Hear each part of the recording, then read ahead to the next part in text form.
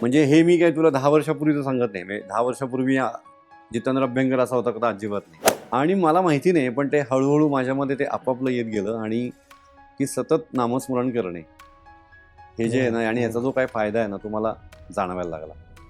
मैं कैलाश का रहने वाला, मेरा नाम है शंकर, मेरा नाम है शंकर. मैं कैलाश का रहने वाला, मेरा नाम है शंकर, मेरा नाम है शंकर. कलाकार हा कायम फक्त स्टेजपर्यंत आहे की नाही.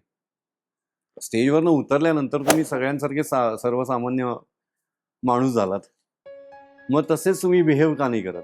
आणि जसे तिथे असता तसेच तुम्ही परत स्टेजवर का नाही बिहेव करत? असं मला कायम वाटतं. म्हणजे ते एकमेकातच मिक्स झालेल्या गोष्टी आहेत खरं तर. कारण तुमचा स्वभाव हा कायम तुमच्या कलेतनं रिफ्लेक्ट होतो. तर त्यातलं मेन जी 2 गाणी पहिली टाकली गेली होती दॅट इज विश्वाचा विश्राम रे, स्वामी माझा राम रे. तर यातनं मला एक नक्की कळलं की नामस्मरणाची ताकद काय आहे.